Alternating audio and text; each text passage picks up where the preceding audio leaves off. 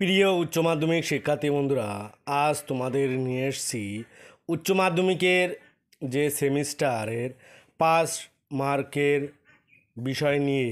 উচ্চ মাধ্যমিক সেমিস্টার পরীক্ষার পাস নম্বর কত, কিভাবে যোগ হবে, WBCHSE বিস্তারিত আপডেট আজকের এই ভিডিওতে তোমাদের সামনে শেয়ার করব। ভিডিওটি না টেনে শেষ পর্যন্ত দেখতে থাকুন।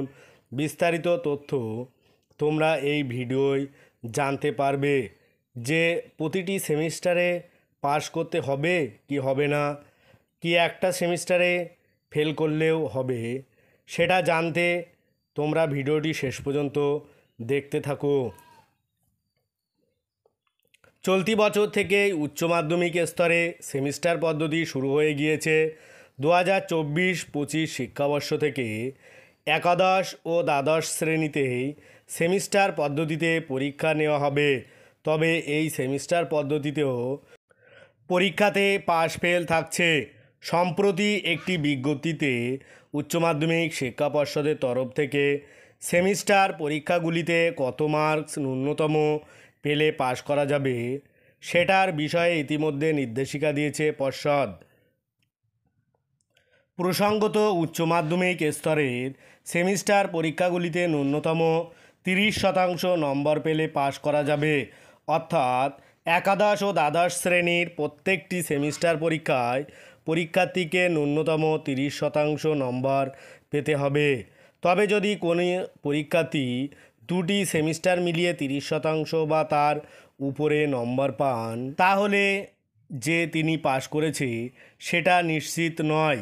কেননা কোনো পরীক্ষার্থী দ্বিতীয় বা চতুর্থ সেমিস্টারে মিলিয়ে যদি 70% নম্বর পায়, অন্যদিকে প্রথম ও তৃতীয় সেমিস্টার মিলিয়ে 10% নম্বর পায়, সেক্ষেত্রে তিনি উত্তীর্ণ বিবেচিত হবেন না। পরীক্ষায় পাশ করতে গেলে প্রত্যেকটি সেমিস্টার পরীক্ষায় পৃথকভাবে 30% নম্বর অবশ্যই পেতে হবে।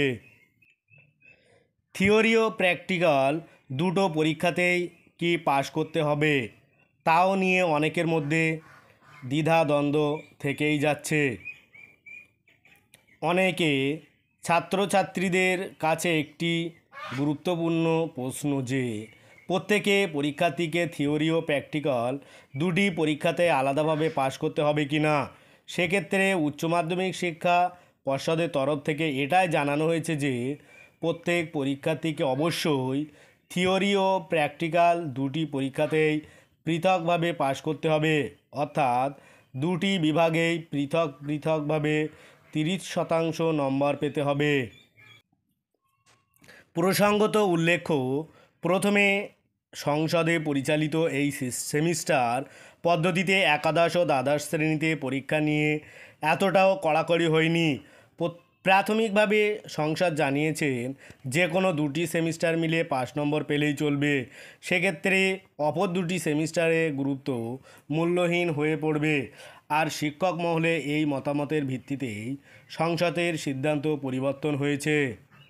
2024-25 শিক্ষাবর্ষ থেকে প্রচলিত এই 4টি সেমিস্টারের মধ্যে প্রথম সেমিস্টার অনুষ্ঠিত হবে চলতি বছরের নভেম্বর মাসে এবং পরবর্তী সেমিস্টার অনুষ্ঠিত হবে আগামী শিক্ষাবর্ষের মার্চ মাসে।